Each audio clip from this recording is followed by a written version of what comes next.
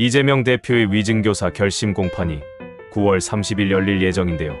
결심 공판에서 이재명의 최후 진술이 있고 검찰의 구형이 있지 않겠습니까? 검찰이 형량을 어느 정도 구형할지 관심이 커지고 있습니다. 이재명 대표의 정치적 위치를 고려해 합리적인 형량을 구형할 것이라는 의견이 지배적이지만 이러한 형량을 정하는 데는 법적 기준이 있게 마련 아니겠습니까? 위증교사는 타인에게 거짓 증언을 하도록 교사한 경우인데요. 위증죄 자체는 대한민국 형법 제152조에 따라 5년 이하의 징역 또는 1천만 원 이하의 벌금형에 처할 수 있습니다. 이재명 대표의 위증교사 혐의가 인정된다면 5년 이하의 징역 혹은 1천만 원 이하의 벌금에 처해질 것으로 예상할 수 있겠습니다. 이번 사건은 매우 중대한 경우가 아니겠습니까? 이재명 대표는 영향력 있는 정치인이며 국민적 지지를 받고 있습니다. 일반 시민이 아니라 유명한 정치인이 법정에서 증언을 조작하려 했다는 점을 고려할 때 매우 중대하게 다룰 가능성이 높다고 하겠습니다. 당연히 구형량은 무거워질 수밖에 없을 것입니다. 검찰이 공판 과정에서 얼마나 강력한 증거를 제시하느냐에 따라서 구형량의 정도가 달라질 텐데요.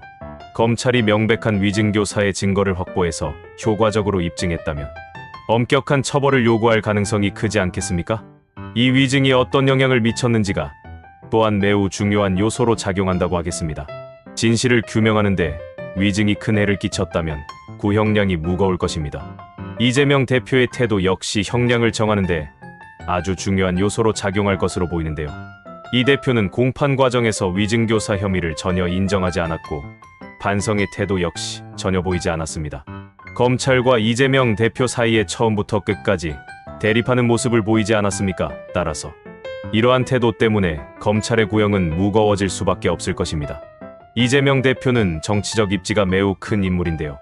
검찰은 정치적 배경을 고려하지 않을 수 없을 것입니다. 가장 유력한 차기 대통령 후보라는 점에서 형량이 과도하면 정치적 파장이 커질 텐데요. 검찰이 형량을 무겁게 때리지 못할 이유가 되겠습니다. 형량은 어떻든 두 가지로 예상이 되겠는데요. 첫째, 징역형 구형 가능성입니다. 이재명 대표의 혐의가 사실로 드러날 경우 검찰은 정치인의 신뢰와 공정성 훼손을 이유로 들면서 1년에서 3년 정도의 징역형이 예상됩니다. 집행유예의 가능성도 배제할 수는 없겠는데요. 이재명 대표가 혐의를 인정하거나 반성하는 태도를 보이고 법정에서 위증의 실제 영향이 크지 않았다고 판단되면 집행유예를 구형할 가능성도 있습니다. 정치적으로 아주 중요한 인물임을 고려하면 집행유예를 때릴 가능성이 높다고 하겠습니다. 결국 검찰의 구형은 이재명 대표의 공판 과정에서 드러난 증거나 태도, 이 사건의 사회적, 정치적 파장에 따라서 결정되지 않겠습니까?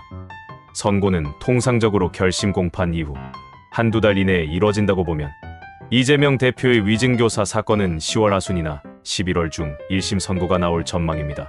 이재명 대표는 지난 20일 공직선거법 위반으로 징역 2년의 실형을 구형받았습니다. 오는 11월 15일 선고가 내려진다면 이재명 입장에서는 11월이 자기 인생의 무덤이 될 수 있다고 하겠습니다.